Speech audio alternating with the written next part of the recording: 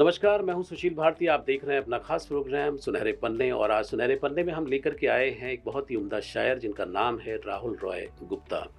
जी हाँ, बता दूं कि राहुल रॉय गुप्ता ने एक बहुत ही शानदार एक किताब लिखी है, गज़लों का संग्रह है जिनका नाम है तेरा अक्स और वो तन्हा के नाम से लिखते हैं।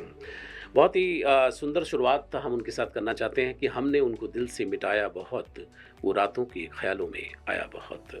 तो स्वागत करते हैं तन्हा साहब का जिनका नाम है राहुल रॉय गुप्ता।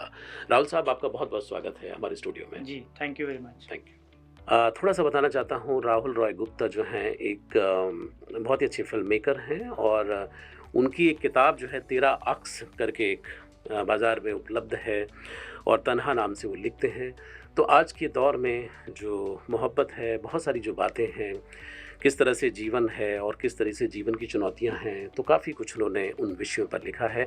मैं तारुफ़ कराना चाहता हूँ राहुल रॉय गुप्ता जी से। राहुल जी आपका बहुत-बहुत स्वागत है हमारे स्टूडियो में। Thank you sir. आपने सबसे पहले मैं आपका थैंक यू कहना चाहूँगा। आपने मुझे यहाँ पे इनवाइट किया और अपने कार्यक्रम में मुझे शिरकत करने का मौका दिया। दोस्तों नमस्कार, मेरा नाम राहुल राय गुप्ता है। तन्हा के नाम से मैं लिखता हूँ। तो आज मैं आपको कुछ सुनाना चाहूँगा। जी, बिल्कुल। तन्हा साहब अब हम लोग इस यात्रा को शुरू करते हैं और सबसे पहले मैं आपसे ये जानना चाहता हूँ कि आज का जो दौर है जी, एक शायर के लिए बहुत ही महत्वपूर्ण होता है, कोई भी दौर हो। आज जी, आप इस दौर के शायर हैं, आप अपने समय को, समाज को, अपने हालात को, स्थितियों को, अपने आस-पास घट रही घटनाओं को आप कलमबद्ध करते हैं। जी। तो क्या विषय होते हैं आपके और आप किस तरीके से प्रेरित होते हैं लेखन के लिए, अगर गज़लों की बात की जाए तो? हमारे समाज में जब हम सुबह उठते हैं और रात को सोते हैं तो बहुत सी घटनाएं ऐसी होती हैं जो हमारे दिल पे बहुत अच्छी छाप छोड़ जाती हैं। जी, कभी-कभी बुरी भी छूटती हैं। बिल्कुल। कुछ घटनाएं ऐसी भी होती हैं, दुर्घटनाएं होती हैं।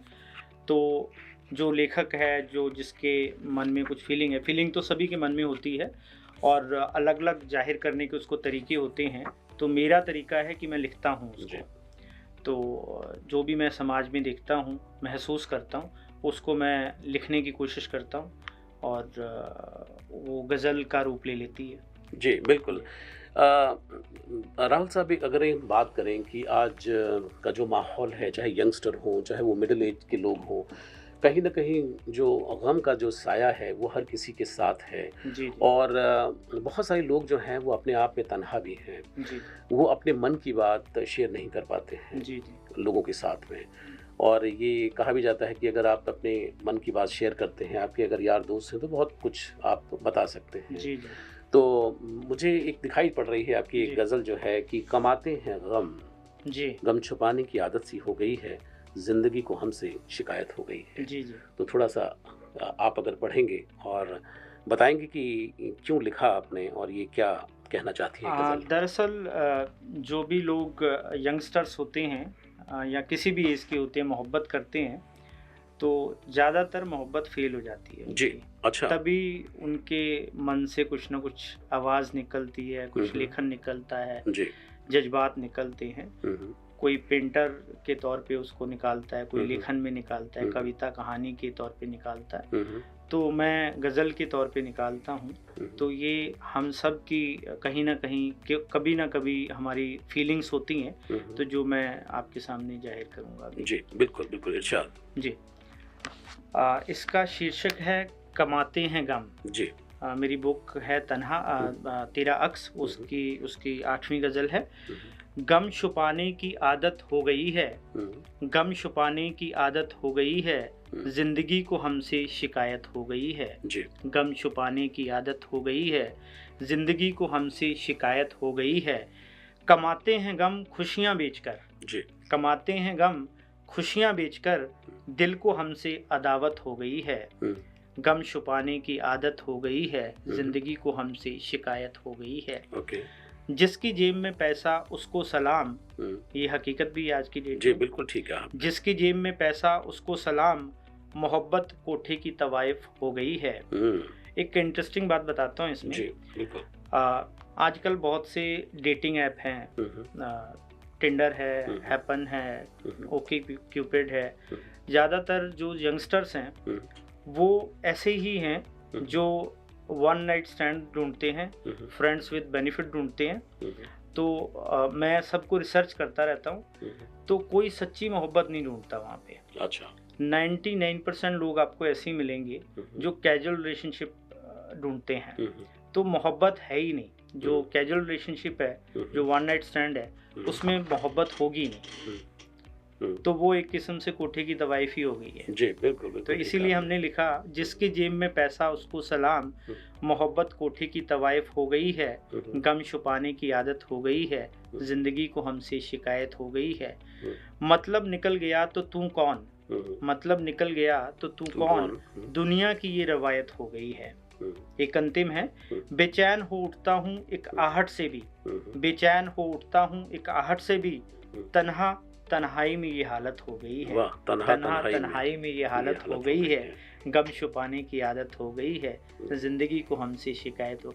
किसी को गम बता के कोई फायदा नहीं। जी बिल्कुल। कोई गम बांटने वाला है नहीं। जी, तो ये कहा भी गया है कि अपना जो गम है, अपनी जो पीड़ा है, वो अपने मन के अंदर ही रहनी चाहिए। क्योंकि अगर आप उसको बताएंगे लोग तो उसमें मजाक उड़ाएंगे, दूर हो जाएंगे आप। जी, तो एक बहुत बड़े संत भी हुए हैं रहीम, तो उन्होंने कहा भी है कि रहीमन निज की व्यथा मन ही राखो गोए। बिल्कुल। सुन इसलिए है लोग सब बांटने लिए, तो कोई बांट नहीं लेता है उसको। बिल्कुल बांटता नहीं। आपने थोड़ी देर पहले कहा था कि आज बहुत कैजुअल रिलेशनशिप को लोग वो करते हैं। कहीं ना कहीं जो लोगों की जो भावनाएं हैं, जो इंसान है, वो हमेशा जब इस तरह के भाव में जाता है तो वो फुल ऑफ लोडेड इमोशंस होते हैं। लेकिन मुझे ऐसा लगता है कि राहुल साहब कि लोग जो हैं उसको प्रेस करते हैं, दबाते हैं। और कहीं ना कहीं वो जो फ्रस्ट्रेशन है वो कई अलग अलग रूपों में भी निकलती है। बिल्कुल। तो ये जो एक हालात हैं, जो स्थितियां हैं, ये आज एक आम बात ऐसी हो चुकी है। जी। तो कुछ और सुनाना चाहेंगे हमें इन हालातों से जुड़ा हुआ कुछ ऐसा? जी बिल्कुल। मेरी अगली गज़ल है जी तेरा अक्स बुक की, इश्क खुदा। इश्क खुदा जी। मतलब आपने तुलना की है खुदा के साथ में। जी जी जी। तो इसमें मोहब्बत के बारे में ही है। बिल्कुल। और जुदाई के बारे में है। जी, सुनना चाहेंगे हम। जी। मोहब्बत में आखिर जुदाई के मुकाम क्यों है? वाह। मोहब्बत में आखिर जुदाई के मुकाम क्यों है, ये शाम उदासियों की शाम क्यों है? वाह। मोहब्बत में आखिर जुदाई के मुकाम क्यों है, ये शाम उदासियों की शाम क्यों है? जो लोग कहते थे ये बुरी है सबसे, जो लोग कहते थे ये बुरी है सबसे, आज उन्हीं के हाथों में ये जाम क्यों है? ये शाम उदासियों की शाम क्यों है? चाक दामन अश्कों की लड़ियां पिरोती निगाहें, चाक दामन अश्कों की लड़ियां पिरोती निगाहें, दीवानों की वफा का ये दाम क्यों है? ये शाम उदासियों की शाम क्यों है? तरसते रहे एक खुशी के लिए उम्र भर, तरसते रहे एक खुशी के लिए उम्र भर, दिलों पे गमों का ये निज़ाम क्यों है? दिलों पे गमों का ये निज़ाम क्यों है? ये शाम उदासियों की शाम क्यों है? एक अंतिम है, लोग कहते हैं इश्क तो खुदा है तन्हा, लोग कहते हैं इश्क तो खुदा है तन्हा, फिर इश्क का नाम यूं बदनाम क्यों है? वाह वाह, क्या बात। फिर इश्क का नाम यूं बदनाम क्यों है? जी बिल्कुल। मोहब्बत में आखिर जुदाई के मुकाम क्यों है? जी। ये शाम उदासियों की शाम क्यों है? बहुत खूबसूरत। तो इश्क का नाम यूं बदनाम क्यों है? राहुल साहब, वफा की बात होती है और बेवफा होने की बात होती है। जी। और उसमें व्यक्ति जो है वो तन्हाइयों में गोते लगाता रहता है, बहुत सारी चीज़ें चलती हैं। आज के समय में वफा और बेवफा, मुझे लगता है कि अंतर करना ही बड़ा मुश्किल हो चुका है। बहुत मुश्किल है, क्योंकि इसमें अपने आप को बचा के रखना, और ख़ास तौर पर जो युवा पीढ़ी है उसके सामने मुझे लगता है एक बहुत बड़ी चुनौती है ये। जी। कि आप at the same time you are shaping your life, at the same time your career is वो भी आपके सामने पूरा खड़ा हुआ है। दूसरी तरफ, rather than becoming a support system, most of the youngsters वो कहीं ना कहीं इस तरह की चीज़ों के अंदर फंसे हुए हैं। जी। और टॉप ऑफ दैट जो मुझे लगता है कि जो सोशल मीडिया है उसने भी अपना एक रोल अदा किया है, बहुत बड़ा। कहीं ना कहीं कन्फ्यूजन और कहीं ना कहीं जो एक उनके जो प्राइवेसी है जो लाइफ की, उसके अंदर भी एक बहुत बड़ी दखलंदाजी है। तो आपको क्या लगता है कि इस तरह के जो माहौल के अंदर जो युवा पैदा हुआ है या जो बढ़ रहा है, तो जिसके इमोशंस खुद उसके अपने कंट्रोल में अब नहीं हैं, जी, जी। तो क्या कहना चाहेंगे कि ये हालात किस तरफ जाते हैं? जैसे आपने सोशल मीडिया की बात की, जी, तो आज की जो हालात हैं, युवा हैं जो प्यार मोहब्बत करते हैं, दोस्ती करते हैं, जी। रिलेशनशिप बनाते हैं, जी। उनमें सोशल मीडिया का बड़ा इन्फ्लुएंस होता है उसमें। हुँ। उसका एक लाइव एग्जांपल है कि जब एक लड़का एक लड़की को प्रपोज़ करता है शादी के लिए, प्यार मोहब्बत के लिए, हुँ। तो वो लड़की के ऑलरेडी बहुत सारे फ्रेंड्स होते हैं जो मन ही मन उसको चाहते भी हैं जी। या कभी इज़हार भी कर चुके होते हैं। हुँ। और वो सोशल मीडिया पे, चाहे वो फेसबुक हो, चाहे लिंक्डइन हो, चाहे वो इंस्टाग्राम है, वहाँ पे फॉलो करते हैं, उनसे बातचीत करते हैं, व्हाट्सएप पे होते हैं। तो जब वो अपने प्रेमी को प्यार का इज़हार कर देती है और उसके साथ कंफर्टेबल हो जाती है, अगर कभी भी उनके बीच में कोई अनबन होती है, लड़ाई होती है, तो वो सोशल मीडिया पे कुछ ना कुछ ऐसी पोस्ट डालती है जिससे कि उसका दिल टूट गया या उसको अब किसी दोस्त की ज़रूरत है जिससे वो डिस्कस कर सके। तो ऐसे सो कॉल्ड दोस्त बहुत उसको सहारा देने आ जाते हैं, जो वो चाहते हैं कि उसकी रिलेशनशिप खराब हो और उनके साथ बने। तो वो उसको सही राय नहीं बिल्कुल। देते हैं, बिल्कुल। वो उसको मिसगाइड करते हैं। बिल्कुल, और वो बिल्कुल। मिसगाइड होता है पर्सन, चाहे वो मेल हो चाहे फीमेल हो, तो बिल्कुल। उसका फ़ायदा दूसरे लोग उठाते हैं जिसकी वजह से उनका रिलेशनशिप अल्टीमेटली खराब हो जाता है। बिल्कुल, राहुल साहब, ये बड़ा पुराना कहावत है कि जब आपका कोई ब्रेकअप होता है कुछ तरीके से, तो you need a shoulder to cry. जी, जी, जी। तो शायद उस तरीके से ही वो जो शोल्डर टू क्राई का जो कैनवस है, आई जी, थिंक वो जी, बहुत बड़ा हो गया है। तो बिल्कुल। वहाँ पे बहुत सारे ऐसे घाती प्रतिघाती बैठे हुए हैं जी, जी, कि जी। अब ये जो लड़की है ये वनरेबल सिचुएशन में है, या ये लड़का जो है ये वनरेबिलिटी के दौर से गुजर रहा है, बिल्कुल, तो ऐसे में इसको पकड़ लिया जाए। पकड़ लिया जाए। और वहीं पे ही मुझे ऐसा लगता है कि उसके साथ जो भी हादसे या घटनाएं जो जी, हैं जी, वो जी, जी। बढ़ती होंगी। बिल्कुल। बिल्कुल। तो कहीं न कहीं इस सारे के सारे बीच में जो बातचीत है, क्योंकि एक शायर का मन बड़ा अच्छा होता है, वो अपनी लेखनी से कुछ ना कुछ करने की कोशिश करता है। जी, कुछ जी। मोहब्बत पे भी सुनाइए कुछ। जी, जी, बिल्कुल। तुझे दिल से मिटाने की सूरत बता दे कोई, जी। तुझे दिल से मिटाने की सूरत बता दे कोई, मेरे सपनों का टूटा महल फिर बना दे कोई। वाह! ये आपने सेकंड इनिंग की बात की थी। जी। तो अब एक जो आशिक है उसका दिल टूट गया है, अच्छा। अब फिर जोड़ने की वो दोबारा कोशिश कर खड़ा रहा होने है, की कोशिश कर रहा है। खड़ा होने की वाह! कोशिश कर रहा है। क्या बात है। तुझे दिल से मिटाने की सूरत बता दे कोई, मेरे सपनों का टूटा महल फिर बना दे कोई। हुँ।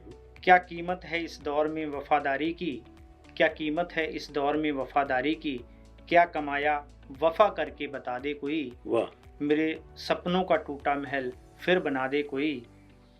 बनती जाती हैं दिल में जो तेरी यादों से, हुँ। बनती जाती हैं दिल में जो तेरी यादों से, हुँ। इन बस्तियों में आग लगा दे कोई, वाह! मेरे सपनों का टूटा महल फिर बना दे कोई। हुँ।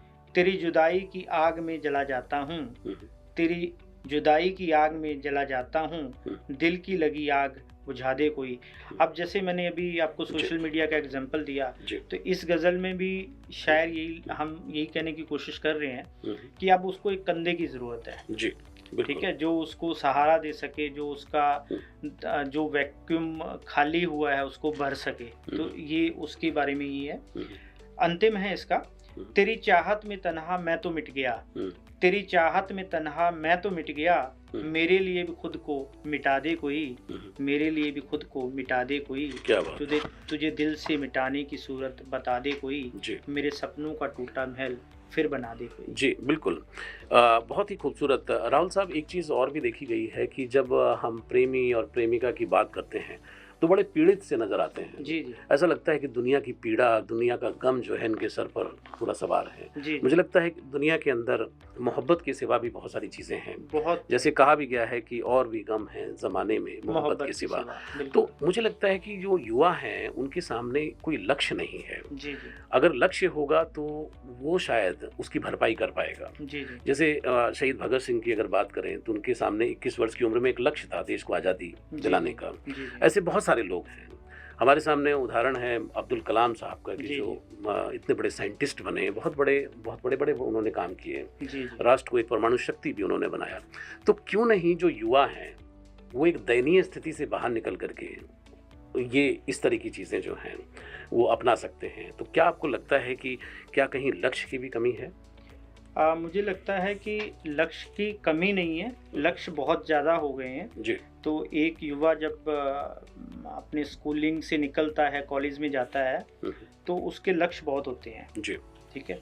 पहले हम कहते थे कि इंजीनियर बनेंगे, डॉक्टर बनेंगे, हुँ, तो अब वो चीज़ नहीं रही है, हुँ, क्योंकि ज़माना बहुत तेज़ी से बदल रहा है हुँ, और हुँ, बहुत सारी चीज़ें ऐसी होती हैं यहाँ पे, हुँ, वो नहीं कर पाते हैं चीज़ों को, हुँ, तो वो अलग-अलग लक्ष्य लेके चलते हैं। जी। प्यार-मोहब्बत भी उनका लक्ष्य होता है एक, हुँ, जिसमें वो साइड बाय साइड फँसे होते हैं जी। और यहाँ पे वो अपना ज़्यादा जो कीमती टाइम है, हुँ, हुँ, वो स्पेंड करते हैं और हुँ, जिस जिस टाइम पे उनको अपनी पढ़ाई कंप्लीट करनी चाहिए या हुँ, अपने लाइफ के ऊपर फोकस करना चाहिए, हुँ। तो वो प्यार मोहब्बत पे फोकस करते हैं। प्यार-मोहब्बत पे तो फ़ोकस करते हैं। ये भी एक कारण है उसका। जी, बिल्कुल। आपने कई बार देखा होगा कि बहुत से बच्चे ऐसे हैं हुँ, हुँ, जो बहुत सी डिग्रियां हासिल कर लेते हैं। हुँ, हुँ, पहले उन्होंने ग्रेजुएशन की, फिर यूपीएससी की तैयारी कर रहे हैं, यूपीएससी की तैयारी के साथ-साथ वो एमबीए भी कर रहे हैं, एमबीए के साथ-साथ वो या तो एमसीए भी कर रहे हैं या कोई और भी ऐसी जो कॉन्ट्राडिक्टरी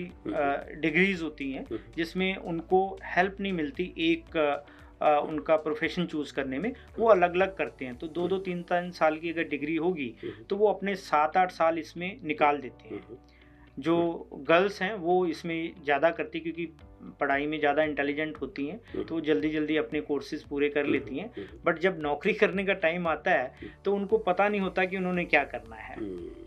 जी, बिल्कुल। तो नौकरी ये करने भी का एक टाइम आता है तो नहीं मतलब पता होता। फ़ोकस की कमी है, मुझे फ़ोकस लगता फ़ोकस है। और लक्ष्य की कमी जी, है। जी, जी। राहुल जी, एक चीज़ और भी कि ये ज़िंदगी जो है इसका अपना एक तरीका है, जी। इसका अपनी एक यात्रा है, हर व्यक्ति जी। की अपनी एक यात्रा है, जी, जी। एक सफ़र है। जो कुछ करेंगे वो आपके अकाउंट में चला जाएगा, धीरे-धीरे करके चाहे जैसा भी आप करते हैं, चाहे आप झूठ बोलते हैं, चाहे आप धोखा देते हैं, चाहे आप कुछ भी करते हैं, लेकिन कहीं न कहीं उससे आपके व्यक्तित्व का निर्माण होता है। बिल्कुल। बहुत सारे युवा इस बात को नहीं समझते हैं कि ये एक सफ़र है, ज़िंदगी एक सफ़र है जी, जी। कि जहाँ पे आपको कई सारे पड़ाव नज़र आएँगे। जी, जी। But how to lead that road, कैसे आपको उस रोड को किस तरीके से लीड करना है, जी, जी। तो वहाँ पे भी बहुत सारे भ्रमों की स्थितियाँ हैं। कई लोग ये समझ लेते हैं कि भाई जो मंज़िल है, वो मुझे ये पानी है। जी, लेकिन जी। लेकिन मुझे लगता है कि मंज़िल से ज़्यादा जो खूबसूरत है वो रास्ता है बिल्कुल, बिल्कुल। कि उस सफ़र में आपको क्या मिला और जी, किस जी, जी। तरीके से आपने अपनी यात्रा पूरी की।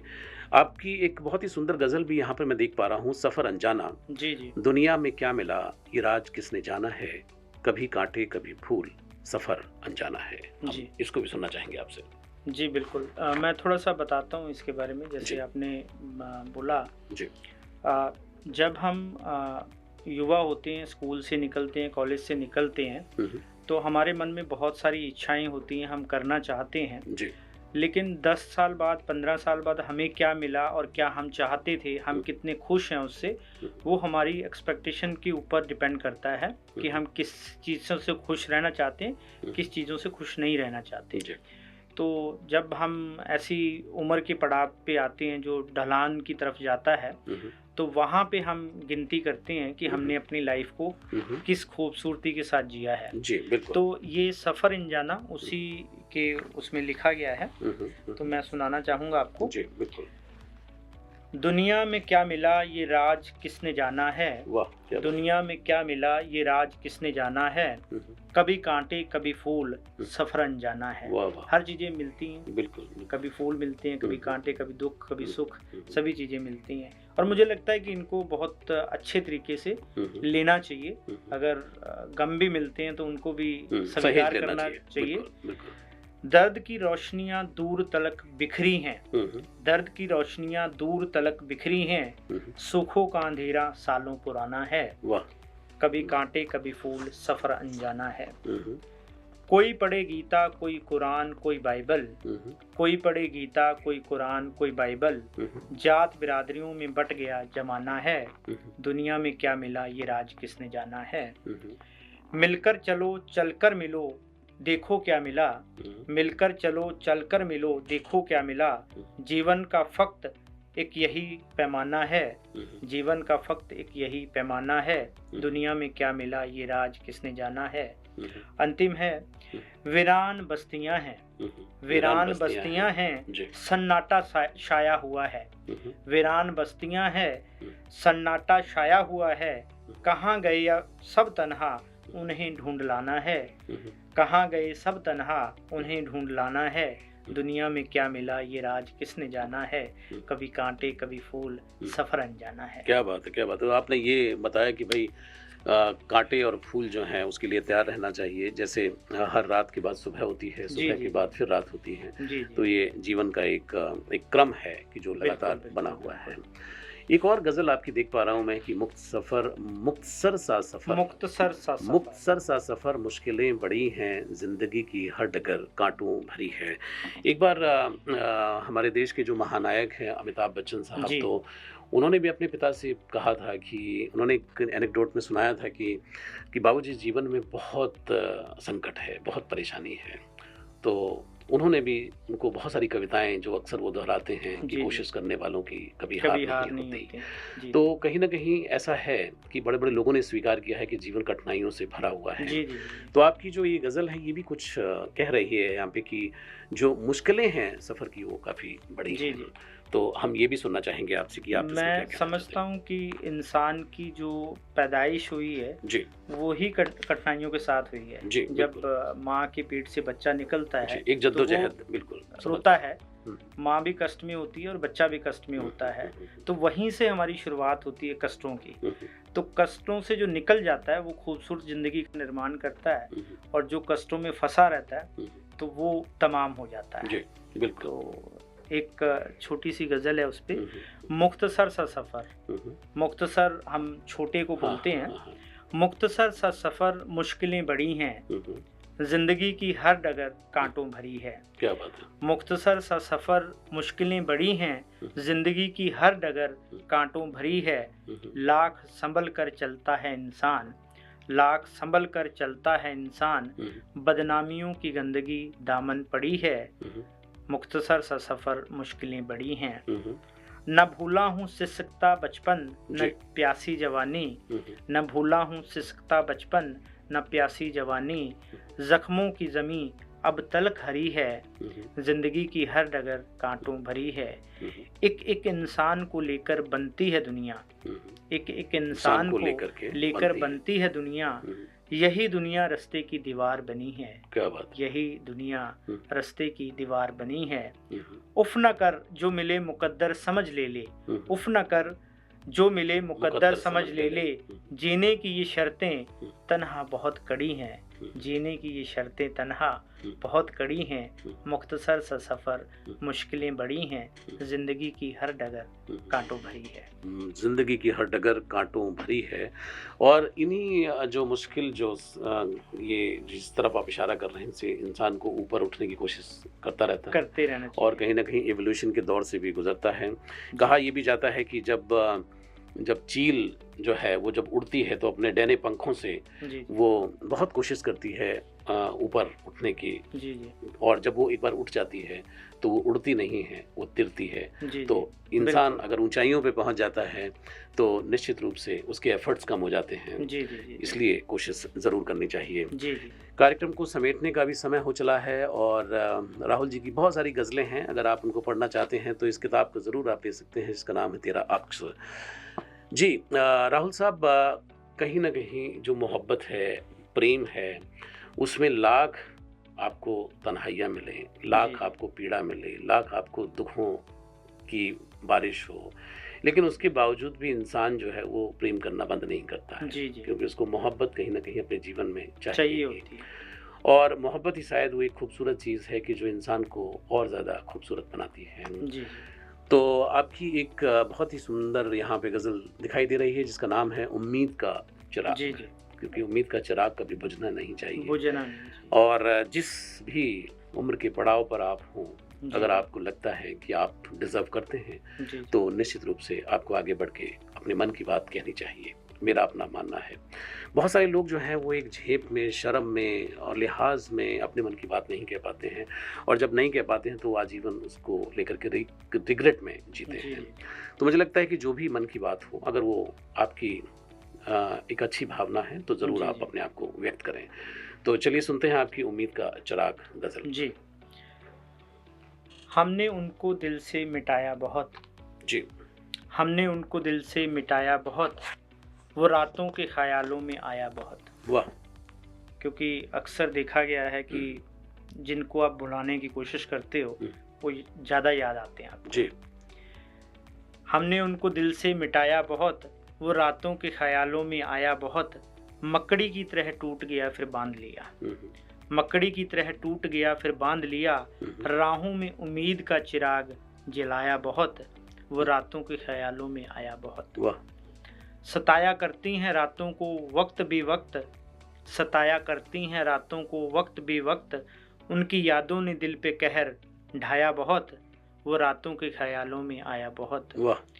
जाने वाले कब लौट के आते हैं ए दिल, दिमाग दिल को कह रहा है, जाने वाले कब लौट के आते हैं ए दिल, इस तरह हमने दिल को बहलाया बहुत, वो रातों के ख़यालों में आया बहुत। एक अंतिम है, वो समझ सके ना तेरा दर्द ज़रा भी तन्हा, वो समझ सके ना तेरा दर्द ज़रा भी तन्हा, तेरा लिखा नगमा उन्होंने गुनगुनाया बहुत, तेरा लिखा नगमा उन्होंने गुनगुनाया बहुत, हमने उनको दिल से मिटाया बहुत, वो रातों के ख्यालों में आया बहुत। क्या बात है, क्या बात है। जिन्हें हम भूलना चाहें वो अक्सर याद आते हैं। बिल्कुल, ये कहना चाह रहे हैं। जी, जी, जी। बहुत बढ़िया। तो मुझे लगता है कि मोहब्बत ऐसी ही होनी चाहिए कि जिसका अपना एक मकाम हो और जो चाह कर के भी इंसान उन सुनहरी यादों को मिटा ना पाए, जी, बशर्ते कि उसके अंदर कोई बदमज़गी ना हो, बिल्कुल, बशर्ते कि उसके अंदर कोई ऐसी चीज़ ना हो जो आपको शर्मिंदा करे उस जी, जी। रिश्ते को लेकर के। बिल्कुल।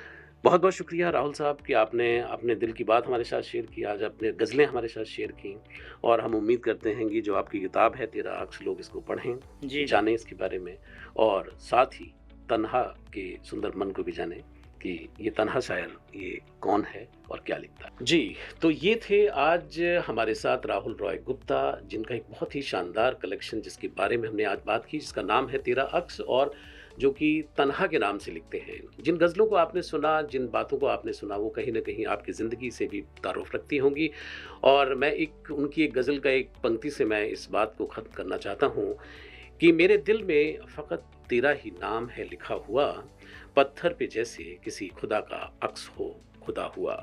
बहुत ही शानदार गज़लें हैं। आपको भी अगर ये किताब कहीं से मिलती है तेरा अक्स, तो ज़रूर आप इसको पढ़ सकते हैं। मैं अब लेता हूँ इजाज़त। आप देख रहे थे अपना ख़ास प्रोग्राम सुनहरे पन्ने। अगली बार किसी और शख्सियत के साथ में मैं हाज़िर रहूँगा। अब लेता हूँ इजाज़त। नमस्कार।